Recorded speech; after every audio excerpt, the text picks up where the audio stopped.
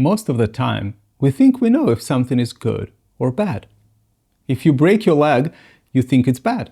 If you win a lottery, you think it's good. But what if you're wrong?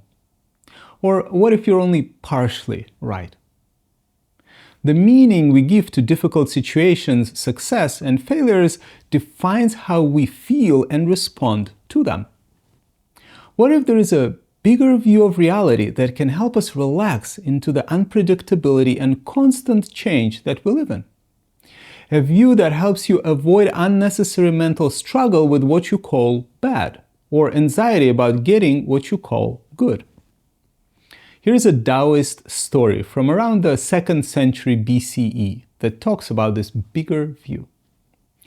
Once upon a time, there was a Chinese farmer who lost a horse. It just ran away. All the neighbors came around that evening and said, "That's too bad, that's so bad."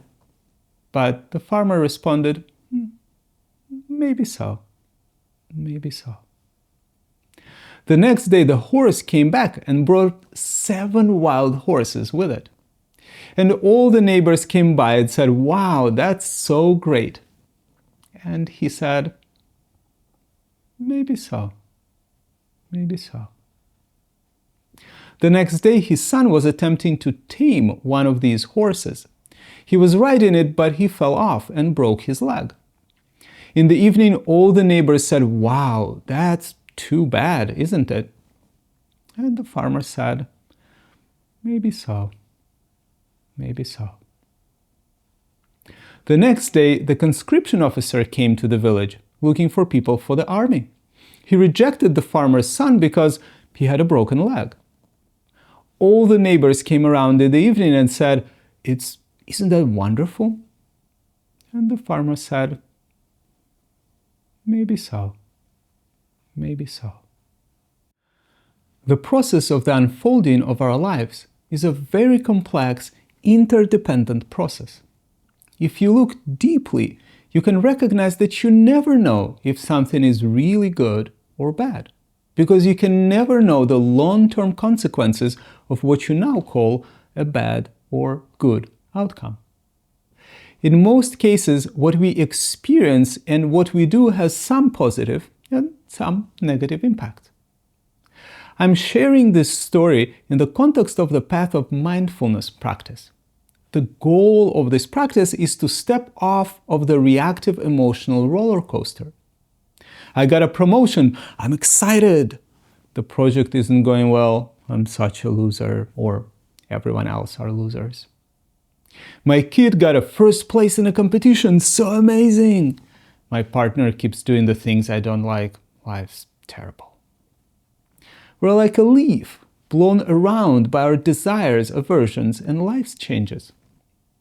We think we know what is success or failure, good or bad, and we hold these ideas really tightly. But it's just half of the picture. A failed project is an opportunity to learn and maybe eventually become one of the best project managers in your company.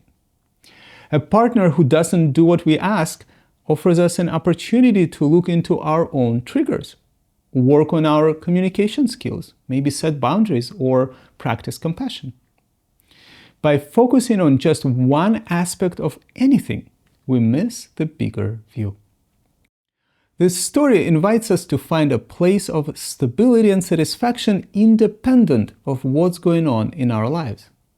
A place from which we accept the ever-changing reality as it is. We might celebrate the wins and learn from the failures, but they don't define how we feel or what we think about ourselves. The only certainty about life is change, and everyone, absolutely everyone, goes through what we conventionally define as ups and downs. Truly accepting that, not worrying about it, knowing with confidence that if you're up, eventually you will be down. And if you're down, eventually you'll be up.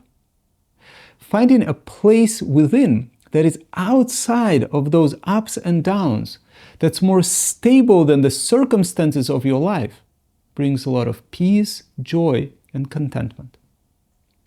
It also typically leads to much better actions and decisions. Decisions that are in sync with how reality works and aren't diluted by hopes or fears. So, next time something difficult happens to you, or you don't achieve a goal that you set, if you think that it's bad, please remember that it's just half of the story.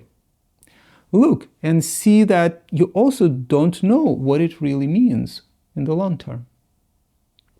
And then from this broader view, consider what is a helpful response to the situation. How can I learn and grow from it?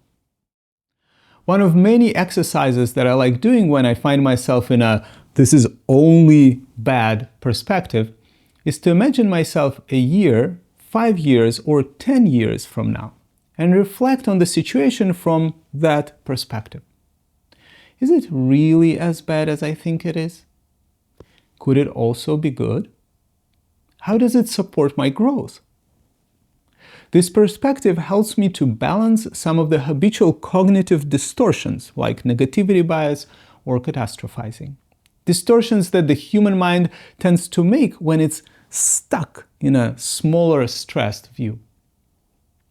And even if you are having a really difficult time, having a more accepting and less ruminating or judging mind at least removes some of the unnecessary negativity and tension. Tension that we create if we see the situation only as bad. To see this perspective for yourself, I invite you to reflect on experiences from your past that were incredibly difficult at the time, but led to an extraordinary amount of joy and growth.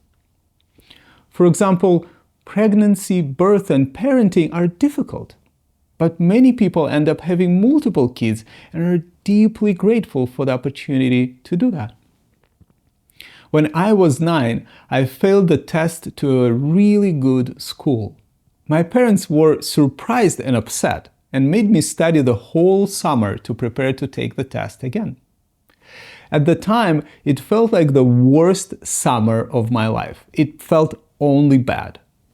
Reflecting on it now, I see that the confidence in my ability to learn and the grit that I acquired as a result of that hard work shaped the trajectory of my entire life. I'm immensely grateful for that experience.